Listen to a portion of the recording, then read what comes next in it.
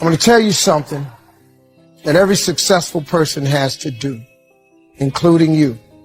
Believe it or not, every successful person in this world has jumped. I'm going to tell you what I mean by that. You are going to have to jump. You cannot just exist in this life. You have got to try to live.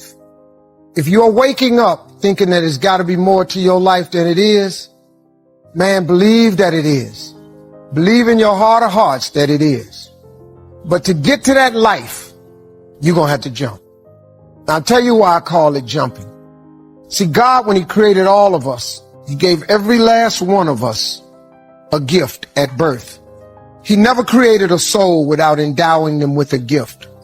You just got to quit looking at gifts as run and jump and sing and dance. You've got to identify that gift. Now listen to me.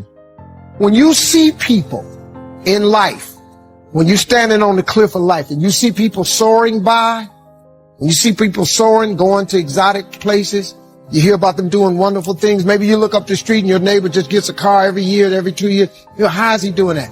Have you ever thought, maybe this person right here has identified their gift and is living in their gift? Because your Bible says, your Bible says your gift will make room for you. Your gift, not your education. You go get an education, that's nice. But if you don't use your gift, that education only gonna take you so far. I know a lot of people got degrees, man. They ain't even using them. It's your gift. But the only way for you to soar is you got to jump. Go into action with your dream. And don't avoid where the fights are. Get in the midst of the fight. And get some hickeys on your head. Get knocked down so you can learn how to fight, so you can hold your position. See, most people don't get out in the arena of life because they don't want to fight. Most people don't get out there because they don't want to get knocked down. They don't want to be dropped to their knees. But see, you're going to be dropped whether you're on the field or whether or not you're sitting on the sidelines. You're going to be dropped. So at least get dropped for something. Don't get knocked down while you're sitting down. See, that's how most people are spectators in life. You don't want to be a spectator. You want to get out in the field where the action is. And you will be amazed. After the struggle, there will be a calm period and things will begin to click for you. Come out here with what you got. You don't have enough money? Don't worry about it. You got the dream. You got the idea. You don't have enough resources? Don't worry about it. You need some help? Don't worry about it. You get out here in the arena, someone will look at you and become inspired and say, hey, can I help you? But if you're sitting up on the bleachers, nobody's going to ask you anything. You got to take that gift that's packed away on your back. You got to jump off that cliff and pull that cord. That gift opens up and provides the soil. If you don't ever use it, you're going to just go to work. And if you're getting up going to work on a job every day that you hate going to, that ain't living, man. You just existed. At one point in time, you ought to see what living's like. But the only way to see what living like, you got to jump. And here's the problem. Let me just be real with you. When you first jump, your parachute will not open right away. I'm sorry. I wish I could tell you it did, but it don't. When you jump, it's not going to open right away. You're going to hit them rocks. You're going to get some skin tore off on them cliffs. You're going to get some cuts on you. You're going to be bleeding pretty bad. But eventually, the parachute has to open. That is a promise of God. That ain't a theory, that's a promise. His promises is true, because listen to me. You cannot name one single thing God has not gotten you through. And the living proof of it is you sitting in here. If he hadn't got you through it, you wouldn't even be here. So if he ain't never not got you through it, why would he not let your parachute open? It has to open, man. You gotta jump though. You can play it safe and deal without the cuts and the tears. And you can stand on that cliff of life forever safe. But if you don't jump, I got another promise I can make you. Your parachute will never open. You'll never know. You'll never know what God really has. Your Bible says that he comes to give you life and give you life more abundantly. If I were you, I would jump, because that's the only way to get to that abundant life. You got to jump, man. You got to take a chance. Well, I got bills. Whether you stay on the cliff or you jump, you're going to have bills. Well, if I quit my job, I'm going to ruin my credit. If you got a job, you live in check to check. Even if you got A1 credit, you can't buy nothing else no damn way. At one point in time, man, do yourself a favor. Go see what God really do. God hold you up, man. He ain't going to let you fall. He ain't bring you this far to let you fall. Do yourself a favor, man. Before you leave this world, before you die, jump. Just jump one time. You deserve to win. You deserve to have great things happen in your life. There was a point in time in your life when you were little where you knew you were going to be somebody. Has there ever been anybody in your life who made you feel special like that? Like when you were a little boy or a little girl, maybe it was your grandmother, your mom, your dad, a school teacher, a coach. Is there somebody in your life, they just kind of knew there was something about you? I don't care who it was. Everybody does, by the way. The Lord sends all of us one. All of us in our life. If you haven't had them yet, they're going to arrive. You picture their face. Honor those people with your life. Because here's what happens. From when you were that little boy or that little girl, at some point you felt those feelings. Prove them right. Because there's an end to your life. And it's coming sooner than you think. It goes by like this. Just yesterday, she was 8 months old. Now she's got a boyfriend. Just yesterday, I was a young, cool guy. Just yesterday, me and my girlfriend were walking on the beach. Someday I'm going to do that. It goes by in a flicker. Just like that. In a blink. I don't care how young you are, in a blink. And you best get in a damn hurry. Because you only got 8 years of life, by the way. Just so you know. You only live 8 years. Average person lives 78. You spend 28 of those years sleeping. You spend 10 and a half to 12 of them working. You spend another 3 or 4 shopping, chores, internet, traffic, add it up, you get 8 years. And you're not a newborn, so you got less than that. When I was a kid growing up, I don't know if you had this, my mom had the good china in a china cabinet. We had this furniture in the living room that was wrapped with cellophane that we weren't allowed to sit on until important people came over. Anybody have any of that in their house? We never got around to sitting on it. And it died and got stale and old and dated, and so do dreams. If you don't start getting after your dream, it'll get old and dated and stale because you keep wrapping it in cellophane. You keep waiting till you know a little more. Till I know a little more. If I just knew a little more, that's BS. You don't need to know a little more. You need to execute a little more. You need to get after it. You need to make some mistakes. Perfection is the lowest possible standard. Quit trying to be perfect. You got to get in a hurry. Time is running out. And at some point, it's going to be over. And you're going to run into that person. This was the man you were born to be. Your twin's going to be there. This is who you were born to be. These are the people you could have helped, the memories you could have had, the things you could have accomplished, how you could have felt about yourself, the things you'd have seen, done, and become. This is who you could have been. This is who I saw you to be. I couldn't say it. I didn't understand it, but I felt it. I knew you were going to be this person. Meet him. To me, heaven when we die is we meet that person we were capable of being, destined to be, and we're identical twins. Hell is you meet them and you're total strangers. My obsession in my life is when I meet that dude, he's going to be identical. He's going to meet me and go, hey man, proud of you. Been watching you this whole time. Man, you did it. You got off track there for a while. It took you a little while. You're a late starter. But man, you did it. You accomplished it all. You did it all. You became the man you were born to be. I'm proud of you. And I'm going to say, brother, I've been chasing you all these years. I'm running down that guy. I'm running him down. Every decision I make when I'm down and lazy and depressed and bummed out like I've been this week, I don't do things based on how I feel. I do things based on who I am. And who I am is that guy. And every decision, that action, does it move me closer to being that man? Does it move you closer to being that woman?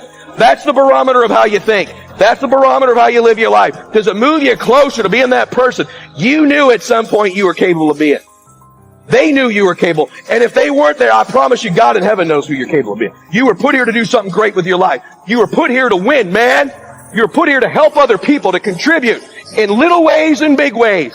You may not be world famous, worth $100 million, but there's a destiny you're supposed to fulfill. There's people you're supposed to help. There's a difference you're supposed to make. Your life, your way, special to you. Not mine, not jets, not houses, not cars. Your precious life. Your beautiful life. Your soul. Your gifts. Your difference. What if your destiny is to be that person I just described in someone else's life? I want you to win. Winning is not hundreds of millions of dollars, but you should go get some. There's nobody in the world has lied to me more than me. How many times do you tell yourself, it's going to be different this year? How many times have you started the diet saying, oh, this is my year. I'm going to start this year strong. I'm going to the gym. I'm going to eat right. 2 weeks later, what'd you do? You lied to yourself. Real talk. Most of y'all aren't going to do a fucking thing. And you're going to be mad at me because I fucking said it. When in reality, you should be mad at yourself because 2 years ago you said shh. Last year you said shh. This year you're saying shh. And next year you're going to be saying the same shh.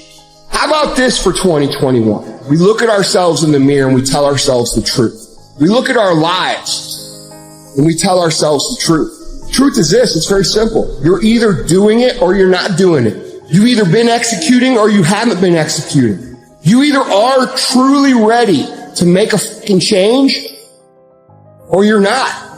It doesn't matter how many fucking videos you watch. It doesn't matter how many courses you buy.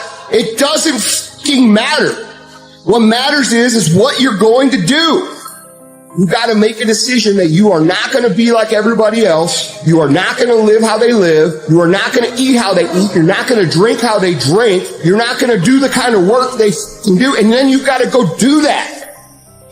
And you've got to do it one day at a time. Win today. Then you wake up tomorrow and you do the same thing. Then you wake up on Wednesday and you do the same thing. Then you wake up on Thursday and you do the same thing. And when you get to the point where you're winning every day and it's automatic, guess what happens? Winning becomes not something that you aspire to do. Winning becomes who the f*** you are. I am not phenomenally skilled, but I'm phenomenally willed. My IQ may never change, but my will changes every year. I get stronger and stronger and more determined. Why? Because it's in my DNA. I want to be successful. I want to execute. I want to make all my dreams become a reality. I want to do everything I said I'm going to do. So my appetite increases. It gets stronger every year. I want more every year. I want to do more every year. I want to help more every year. I want to be bolder. I want to be better. I want to be stronger every single year. Every single year, your appetite should go up. You should never get settled. You should never get settled. You should never get content. Every single year. The waiting and the thinking and the planning, this stuff doesn't get you anywhere. It doesn't move you forward. In fact, you're going backwards. You're going backwards because the world is moving forward. So if you're standing still, you're actually going backwards. So don't sit around and think about it anymore. Take action. I don't care how small it is. I don't care how minuscule the movement is, but make movement. Move forward and do that every single day, no matter what. Be what it is you claim to be about. Be what it is you truly want to be. If you truly want to be successful, if you truly want to change your life, if you truly want to lose 50, 100, 200, 500 pounds, be about it today. This is not a year that you're going to be doing a lot of talking. This is the year for grinding. This is not the year of dreaming. We're not dreaming no more. We're not wishing no more. We're not watching other people ride the ride no more. We're not watching people cash checks no more. We're not doing that no more. This is our year. Thinking is just like bouncing a basketball. On the one hand, I can think pessimistically and build that side of me up. It's just a matter of repeatedly bouncing those thoughts. On the other hand, I can think optimistically, one thought at a time, and build that habit up. Self-motivation is all a matter of how much is control you want to be. I read somewhere that we humans have up to 45,000 thoughts a day. I can't vouch for the accuracy of that figure, especially because I know some people who seem to have no more than 9 or 10. However, if it is true that we have 45,000 thoughts, then you can see how patient we have to be about turning a pessimistic thought habit around. The overall pattern we don't change. after just a few positive bounces of the brain. If you are a pessimist, your biocomputer has really been programmed heavily in that direction. But it's just doesn't take long before a new pattern can emerge. As a former pessimist myself, I can tell you it really happens. However, slowly but surely. You do change one thought at a time. If you can bounce it one way, you can bounce it in the other. And yes, it happens. So it's very much important for a person to be an optimistic one. It's optimism that can cheer you up. It's optimism that can make yourself more happy, more satisfied, and more further optimistic about your life. And yes, it is important to live a happy life, a beautiful